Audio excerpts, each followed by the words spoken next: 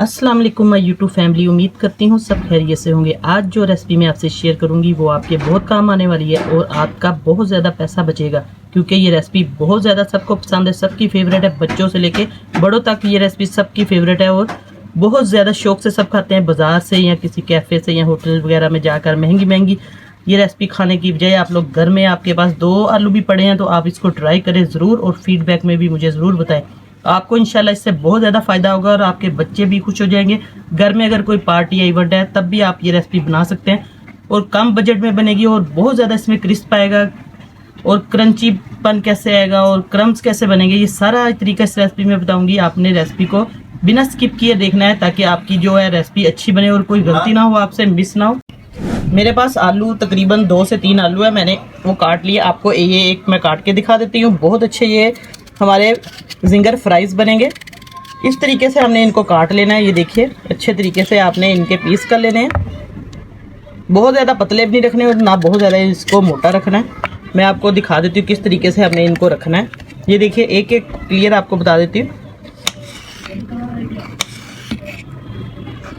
क्योंकि बच्चे ये चीज़ बच्चों की बहुत फेवरेट है। बच्चे कभी भी इसकी फरमाइश कर सकते हैं, तो आप लोग आलू घर में उठाएं और इनको जल्दी से बनाकर बच्चों को भी दे और खुद भी चाय के साथ भी ये टी टाइम स्नैक्स भी बन सकते हैं। आप लोग खाएं, जब हल्की फुल्की भूख लगे तब भी आप लोग इसको बनाकर खा सकते हैं। ये देखिए इस तरीके से हम इनको काट लेंगे। ये माशाल्लाह से बहुत अच्छे तरीके से इसकी कटिंग मैंने आपके सामने सिंपल करके दिखा दी है।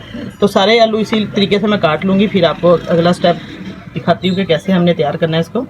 आलूओं को मैंने अच्छे तरीके से वॉश कर लिया है पानी के अंदर डिप करके। ये देखिए 3-4 पानी इनको धो लिया और पानी भी बिल्कुल साफ़ है, फ्रेश है। अब इसको हम तैयार करते हैं। जिंगर फ्राइज किस तरीके से बनेंगे हमारे क्रिस्पी टेस्टी, तो आइए चलते हैं। एक बोल ले लेंगे हम प्लेन, उसके अंदर हम इसका मटेरियल तैयार करेंगे। बहुत आसान तरीका है और अभी तक चैनल पर नए हैं जितने मेरे बहन भाई, जल्दी से चैनल को सब्सक्राइब करें और साथ बेल का बटन है वो लाजमी प्रेस करें ताकि आपको हर आने वाली वीडियो का नोटिफिकेशन जो है वो सबसे पहले मिले।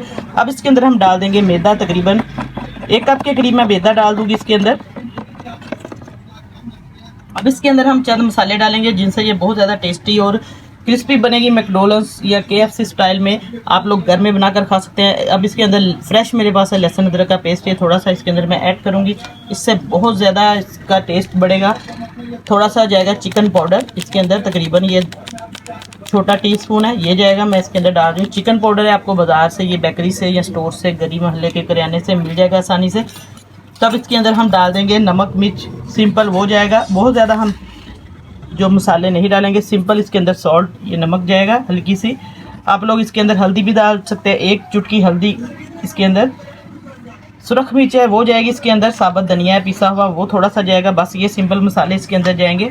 अब इसको अच्छे तरीके से हम मिक्स कर देंगे। ये देखिए मिक्स करने के बाद इसके अंदर हम डाल देंगे पानी। पानी हम थोड़ा थोड़ा करके डालेंगे। आपको मैं सारा इसका पेस्ट बना के दिखाती हूँ, डो ये किस तरीके से हमने इसको बनाना है, क्योंकि थोड़े आपके कम पैसे लगेंगे। घर में आलू भी क्योंकि सस्ते हैं, वो घर में आप लोग सब घरों में मौजूद होते हैं। किचन में आलू जो है वो काट कर इस तरीके से आप लोग मटेरियल तैयार करें तो आपके बहुत ज़्यादा पैसे बचेंगे और बहुत ज़्यादा घर में साफ़ सुथरा आप लोग ये जिंगर फ्राइज बनाकर खाएंगे। सेम उसी तरीके से थोड़ा सा पानी और ऐड करेंगे ताकि इसका जो बैटर है वो अच्छे तरीके से तैयार हो जाए। मैं आपको सारा इसका कंसिस्टेंसी बताती हूँ, कितनी मिकदार में हमने इसको रखना है। बस आपने वीडियो को गौर से देखना है, स्टेप पूरे देखने चाहिए, क्योंकि आपका जो खाना कोई भी रेसिपी बनती है उसमें से कोई मिसिंग ना हो, फिर उस वजह से कोई ना कोई ख़राबी हो जाती है। अगर हम मिसिंग करते हैं, उसको स्किप कर करके देखते हैं, तो फिर आपकी रेसिपी ख़राब होती है। इसी वजह से और कोई मसला नहीं है। अगर आप पूरे स्टेप देखेंगे तो हमारी कोशिश होती है कि जितने भी हमारे बहन भाई देख रहे हैं उनको अच्छी से अच्छी जो है रेसिपी दें, ताकि आपके भी पैसे ज़ाया ना हो, टाइम ज़ाया ना हो। और ये देखिए अब इतना ये थिक बहुत है। ये देखिए ना इससे पतला रखना है ना इससे हमने ज़्यादा गाढ़ा रखना है। मैं इस साइड से भी आपको दिखा देती हूँ। ये देखिए ये बिल्कुल इसके अंदर चिपक रहा है। बस इस तरीके से आपने ये याद रखना है। तो अब इसके अंदर हम डाल देंगे आलू, इस तरीके से आलू डालेंगे। तो अगला स्टेप इसके बाद करेंगे, आलू इसके अंदर मिक्स करेंगे इस तरीके से, थोड़े थोड़े करके हम इसके अंदर आलू डिप करेंगे। नमक मिर्च आप लोग अपने टेस्ट के अकॉर्डिंग कम ज़्यादा कर सकते हैं। अब हम एक लेंगे खुला बर्तन, कोई भी आप लोग ट्रे परात ले सकते हैं। अब इसके अंदर हम थोड़े से मसाले डालेंगे, क्योंकि ये मेरे पास है मैदा तकरीबन ये भी मैंने 1 कप भर के ले लिया। अब इसके अंदर भी हम हल्का हल्का सा स्प्रेड कर देंगे सुरख मिर्च का और नमक डाल देंगे।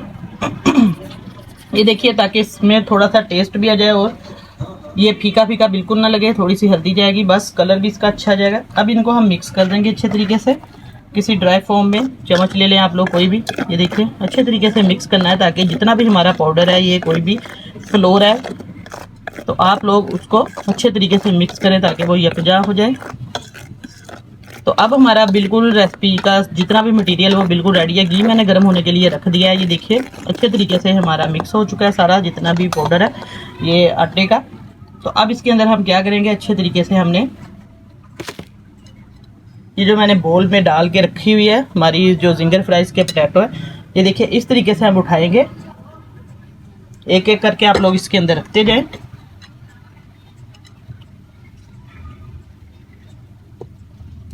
एक हाथ से हमने इसको डालना है। ये देखिए अच्छे तरीके से क्रम्स बन चुके हैं। अब इसको हाथ की मदद से मैं आपको दिखाती हूँ। माशाल्लाह क्रम्स हमारे बन गए। अब एक एक करके कढ़ाई मैंने रखी हुई थी गर्म होने के लिए, इस तरीके से हम रखते जाएंगे। घी बिल्कुल गर्म होना चाहिए।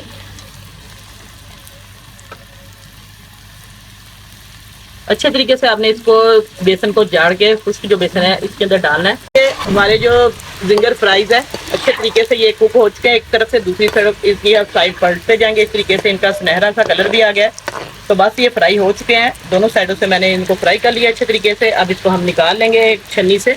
आज मैंने आपको पोटैटो जिंगर फ्राइज बनाना सिखाया। ये देखिए माशाल्लाह से बहुत अच्छे इसके क्रम्स बने हैं। तो आज की रेसिपी इंशाल्लाह आपको बहुत पसंद आएगी। नई रेसिपी लेके दोबारा हाजिर होंगी, तब तक के लिए इजाज़त चाहती हूँ। अल्लाह हाफिज़।